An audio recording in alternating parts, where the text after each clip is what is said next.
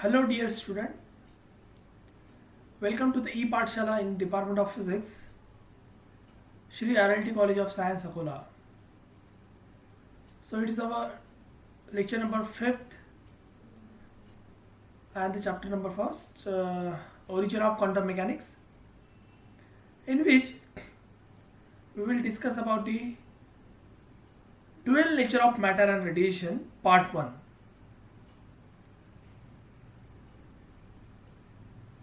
And in this part 1, we will discuss about the topic de Broglie hypothesis. Myself Shailesh Jaiswal, Assistant Professor, Department of Physics, Shri RLT College of Science, Akola. अभी तक के lecture में जो हमारे previous lecture हो चुके हैं origin of quantum mechanics पे, उस लेक्चर से हमें ऐसा पता चला है कि 19वीं सेंचुरी में प्लांक्स ने उनकी एक थ्योरी रखी थी जिन्होंने बोला था कि energy is directly proportional to the frequency. Energy of radiation of light is equals to h nu, वो उन्होंने बोला था. और उनकी थ्योरी का यूज करके 1905 में अल्बर्ट आइंस्टाइन ने एक फोटो इलेक्ट्रिक इक्वेशन दिया था. उन्होंने उस लाइट के रेडिएशन को वेव कंसीडर ना करते हुए उसको पार्टिकल कंसीडर किया था और उस पार्टिकल को उन्होंने नाम दिया था फोटॉन, जिसकी एनर्जी h nu इतनी थी.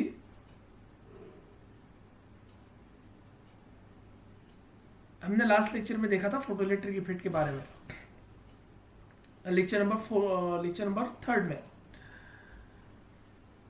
उन्होंने लाइट रेडिएशन को पार्टिकल नेचर बोला था और उस पार्टिकल को उन्होंने बोला था फोटॉन. वो फोटॉन जो कि फोटो इलेक्ट्रिक इफेक्ट में metal photo sensitive metal surface के ऊपर में इंसिडेंट होता है और उस फोटॉन की एनर्जी को अंदर के जो एटम है वो एब्सॉर्ब करते हैं और उस एनर्जी का यूज होता है उस इलेक्ट्रॉन को बाहर निकालने में, इजेक्ट करने में, और बची हुई जो एनर्जी है फोटॉन की वो यूज होती है उसका इलेक्ट्रॉन की काइनेटिक एनर्जी को बढ़ाने में. तो इस तरीके से Einstein photo electric equation Einstein ने प्लांक्स थ्योरी का यूज करके फोटो इलेक्ट्रिक इफेक्ट का एक्सप्लेनेशन दिया था 1905 में और उसी के ऊपर से उनको नोबेल प्राइज मिला था. उसके बाद 1923 में प्लांक्स थ्योरी को प्रूव करने का जो कंसेप्ट था वो दिया था कॉम्पटन ने. हमने लास्ट लेक्चर में देखा था कि क्वांटम स्कैटरिंग कैसे होती है. उन्होंने भी लाइट रेडिएशन को कंसीडर किया था particle as a photon having energy h nu, and this photon incident on this target electron, then there is collision in happening in between the photon and the electron. तो वहां पे हमने देखा था कि फोटॉन जो इलेक्ट्रॉन के ऊपर में इंसिडेंट होता है और वो स्कैटर्ड होता है. लेकिन जब स्कैटर्ड होता है तो वहाँ पे इनइलास्टिक कोलिजन होता है. इनइलास्टिक कोलिजन में हमने देखा था कि एनर्जी लॉस होती है. तो एनर्जी अगर लॉस होती है तो फ्रीक्वेंसी भी कम होगी और फ्रीक्वेंसी कम होगी तो वेवलेंथ बढ़ेंगी. तो जो स्कैटर्ड फोटॉन थे उसकी फ्रीक्वेंसी हमको उसकी वेवलेंथ हमको बढ़ती हुई दिखी थी. तो इस तरीके का हमने क्वांटम स्कैटरिंग में देखा था. मतलब आइंस्टाइन ने और क्वांटम ने प्लांक्स की थ्योरी को यूज करके जो कंसेप्ट है उसको एक्सप्लेन किया था. तो इसी सभी कंसेप्ट के ऊपर से ऐसा पता चला है कि जो लाइट रेडिएशन है उसका और एक नेचर होता है. उस नेचर को उन्होंने बोला है पार्टिकल नेचर. वेव नेचर तो होता ही होता है, लेकिन साथ ही साथ पार्टिकल नेचर ही उपयोग होता है. मतलब light radiation acts as a dual nature.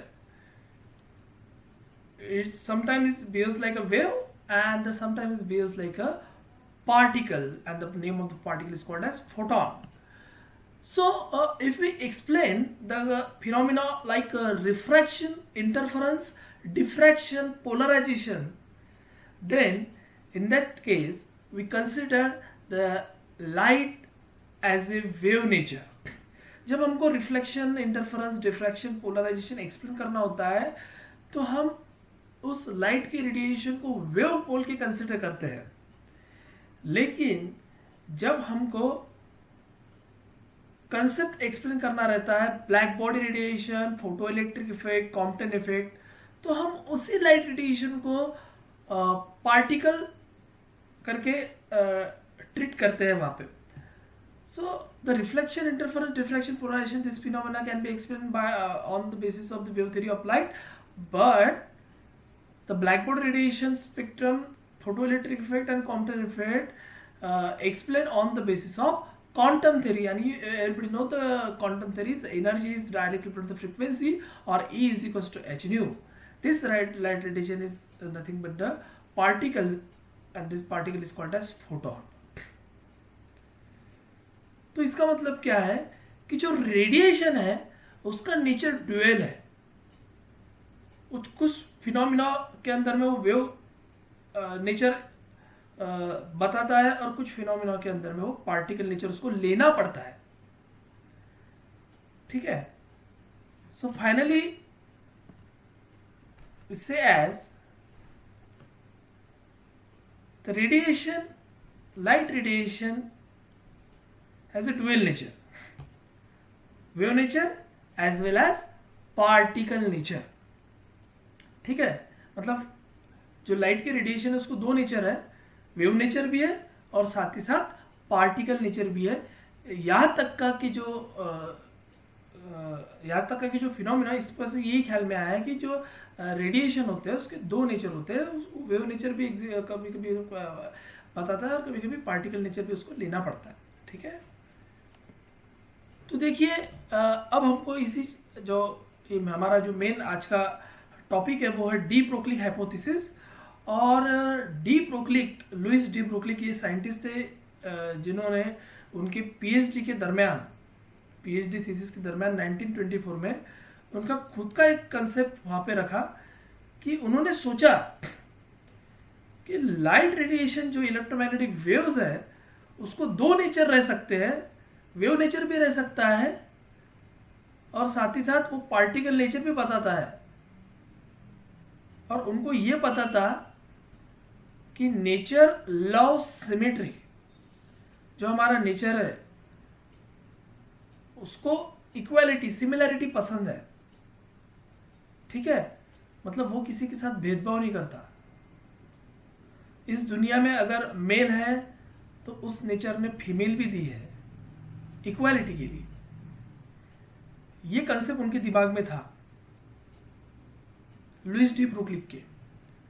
तो उनके समय तक इलेक्ट्रोमैग्नेटिक वेव, जो लाइट रेडिएशन है, जो इलेक्ट्रोमैग्नेटिक वेव्स है, वो wave as well as particle nature बता रही है. तो उनके दिमाग में ऐसा आया क्यों ना पार्टिकल जो है वो दोनों नेचर बताए. जैसे माइक्रोस्कोपिक पार्टिकल अगर हम लेते हैं, जैसे फॉर एग्जांपल इलेक्ट्रॉन लेते हैं, तो इलेक्ट्रॉन ये जो मैटर पार्टिकल है, क्योंकि पूरा हमको पता है कि जो पूरा जो मैटर है वो मैटर बना हुआ है, पूरे जो मैटर बना है वो बना है मॉलिक्यूल से. मॉलिक्यूल्स बने होते हैं एटम से, और एटम बना होता है न्यूक्लियस इलेक्ट्रॉन से, और न्यूक्लियस बना होता है प्रोटॉन न्यूट्रॉन से. तो जो ये माइक्रोस्कोपिक पार्टिकल है, जैसे like proton, electron and neutron, ये जो माइक्रोस्कोपिक पार्टिकल है वो अगर मैटर पार्टिकल का एक छोटा सा पार्ट है, जैसे फॉर एग्जांपल हम वो कंसिडर करते हैं इलेक्ट्रॉन, तो जो मैटर का जो पार्टिकल है उसको क्यों ना दो नेचर रह सकते हैं. मतलब जो इलेक्ट्रॉन है, मतलब जैसे जो इलेक्ट्रोमैग्नेटिक रेडिएशन है उसको दो नेचर बता रहे हो आप, वेव नेचर भी और साथ ही साथ पार्टिकल नेचर भी. क्यों ना जो पार्टिकल है मैटर का, स्मॉलेस्ट पार्टिकल इलेक्ट्रॉन, उसको दो नेचर रह सकते हैं, उसको वेव नेचर भी रह सकते हैं और पार्टिकल है वो तो एक्चुअली रियलिटी में तो पार्टिकल रहता ही है, लेकिन उस माइक्रोस्कोपिक पार्टिकल को वेव नेचर रह सकता है क्या, वो उन्होंने यहाँ पे बताया है. उनके हिसाब से कि रह सकता है, मतलब जो इलेक्ट्रॉन है उसको भी, वो भी डुअल नेचर बताता हूँ, wave nature as well as particle nature. तो इसी कंसेप्ट को बोला है dual nature of matter and radiation. और उसका मोमेंटम, जो पार्टिकल जो इलेक्ट्रॉन, उसका मोमेंटम उन्होंने दिया था P = h/λ। ओके, और उसकी वेवलेंथ जो है लैम्बडा, मतलब देखिए ये वेव है, वेव के साथ में वो पार्टिकल भी बिहेव कर रहा है, और उसकी वेव की जो वेवलेंथ है लैम्बडा = h/p, और उसका मोमेंटम पार्टिकल का P = h/λ उन्होंने दिया है। ठीक है, ये बताया था डी ब्रोकलिक ने उनके PhD वर्क के समय 1924 में। और इसका जो एक्सपेरिमेंटल एविडेंस है वो दिया था डेविसन एंड जर्मर ने। इसका जो एक्सपेरिमेंटल एविडेंस है वो दिया है डेविसन एंड जर्मर, दो साइंटिस्ट हैं डेविसन एंड जर्मर। उसका एक्सपेरिमेंटल एविडेंस दिया है डी ब्रोकलिक का, डेविसन एंड जर्मर ने। ठीक है, तो ये मेन हमारा आज का कंसेप्ट है कि अगर लाइट के रेडिएशन को दो नेचर रह सकते हैं, वो कभी वेव नेचर, ओरिजिनली उसका वेव नेचर है, लेकिन वो पार्टिकल नेचर भी पार्टिकल नेचर भी बता रहा है। क्यों ना मैटर का पार्टिकल जो इलेक्ट्रॉन है उसको दो नेचर रह सकते हैं, वेव भी और साथ ही साथ पार्टिकल। मतलब एक इलेक्ट्रॉन है, वो electron moving like a wave, उनका ऐसा बोलना है कि जो माइक्रोस्कोपिक पार्टिकल है या फिर कोई भी इस दुनिया का मैटर पार्टिकल है, वो moving like a wave. Okay, ठीक है, तो माइक्रोस्कोपिक पार्टिकल की उन्होंने बात की। तो देखते हैं कि किस तरीके के उन्होंने आगे एक्सपेरिमेंटल प्रूफ दिया है। तो हम यहाँ डिटेल अभी डी ब्रोकलिक हाइपोथेसिस के बारे में देखेंगे। तो देखिए, जैसे मैटर है, मैटर का जो बिहेव कर रहा है, वो पार्टिकल बिहेव कर रहा है अकॉर्डिंग टू क्लासिकल मैकेनिक्स। तो था ही ओरिजिनली कि मैटर का सबसे छोटा स्मॉलेस्ट पार्ट बोला था एक छोटा particle, according to the classical mechanics particle behave करता है। और ये है माइक्रोस्कोपिक के अंडर में आता है। माइक्रोस्कोपिक मतलब लार्ज हैवी बॉडी, लेकिन साथ ही साथ वो बिहेव करता है according to the quantum mechanics. और क्वांटम मैकेनिक्स के हिसाब से जो पार्टिकल है वो नैनो साइज में, उसको बोलेगा माइक्रोस्कोपिक, मैक्रो और माइक्रो। ठीक है, और ये जो मैटर है यहाँ पे बोला है कि वेव पार्टिकल ड्युअलिटी, मतलब दोनों नेचर, पार्टिकल भी रह सकते हैं और पार्टिकल भी रह सकते हैं और वेव नेचर भी वो बता सकता है। ठीक है, तो ये पहले कंसेप्ट रखा डी ब्रोकलिक ने, और उसको एक्सपेरिमेंटल प्रूफ दिया डेविसन एंड जर्मर ने। तो ये एक सिंपल फ्लो चार्ट हो गया। ठीक है, तो चलिए देखते हैं डिटेल में कि क्या बोला था, क्या है de Broglie hypothesis. So for this great work, de Broglie obtained his PhD degree in 1924 from Paris University and Nobel Prize in 1929. Then he became a professor at the University of Paris in 1929. Hence, according to the de Broglie's hypothesis, the wave particle dual nature should not be confined to the light alone, but should be exhibited by all the material particles such as electrons, protons, neutrons, atom and molecules. फिर से मैं एक बार बता रहा हूँ कि जो wave particle duality वो सिर्फ रेडिएशन के लिए ही ना रहते हुए वो मटेरियल पार्टिकल के लिए भी रहती है, जैसे कि electron, proton, neutron, atom and molecules. So according to the de Broglie hypothesis, a wavelength lambda is associated with each particle and relation between the wavelength and momentum p of the particle is given by. तो उनका जो wavelength और momentum जो है वो है lambda equals to h upon p, where h is the Planck's constant. Here lambda is the wavelength of this matter wave and the p is the momentum. And everybody know the momentum is a product of mass into velocity of the particle. Here m is the mass of the particle and v is the velocity of the particle. Everybody know. Okay. So the wave associated with the material particle are called matter wave. ख्याल में रखना है, जो electron अगर लेते हैं और electron move होता है तो एज ए वेव मूव होता है और उस वेव को बोलेंगे मैटर वेव और de Broglie waves. But matter wave not electromagnetic wave. यहाँ पे ख्याल में रखना है कि इलेक्ट्रोमैग्नेटिक वेव ये डुअल नेचर परफॉर्म करता है, wave nature as well as particle nature. But matter ये कभी इलेक्ट्रोमैग्नेटिक नहीं रह सकता. मैटर भले ही मैटर का पार्टिकल दो नेचर परफॉर्म कर रहा हो, दो नेचर बता रहा हो, वेव नेचर और पार्टिकल नेचर, लेकिन कभी वो इलेक्ट्रोमैग्नेटिक वेव नहीं रह सकते. ओके ठीक है। तो ये जो इक्वेशन है lambda equals to h upon p, इसका हम प्रूफ देखने वाले हैं, उसको बोलेंगे हम de Broglie proof of de Broglie equation.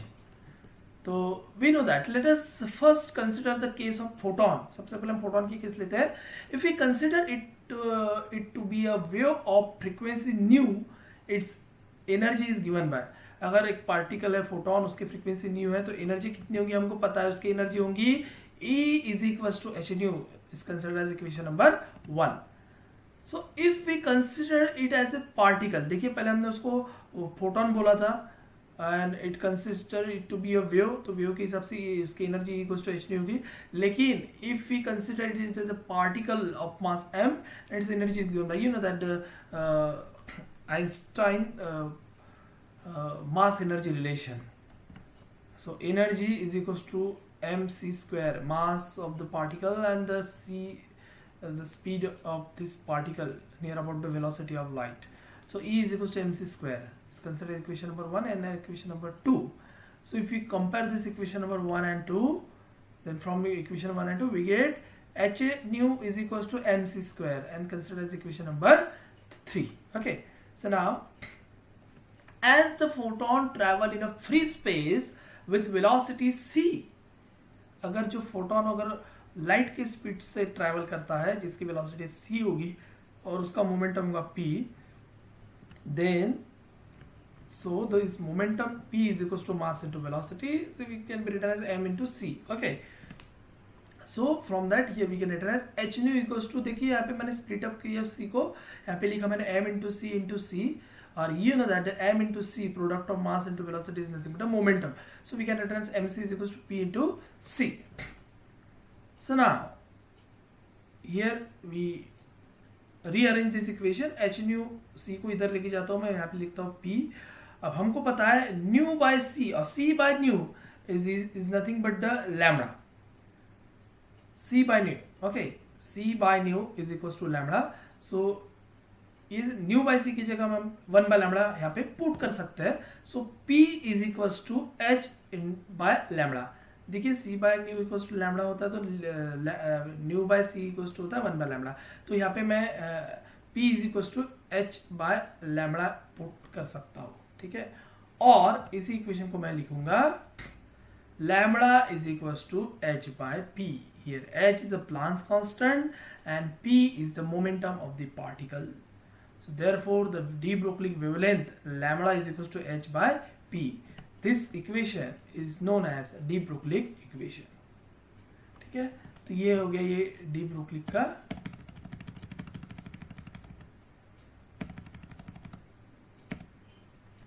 Proof, wavelength lambda equals to h by p। तो इस लेक्चर का जो आउटपुट है वो क्या पता चला आपको, वो आपको पता चला कि डी ब्रोगली ने ऐसा बताया कि light radiation shows that both nature, dual nature, wave nature as well as particle nature. Then matter particle can also show the dual nature. Particle वो तो उसका ओरिजिनली है, लेकिन साथ ही साथ वेव नेचर वो शो करता है। और उसका जो एक्सपेरिमेंटल प्रूफ दिया है वो दिया है डाइविसन एंड जर्मर एक्सपेरिमेंट। तो इसके अगले लेक्चर में हम देखते हैं Davisson and Germer experiment. Thank you very much.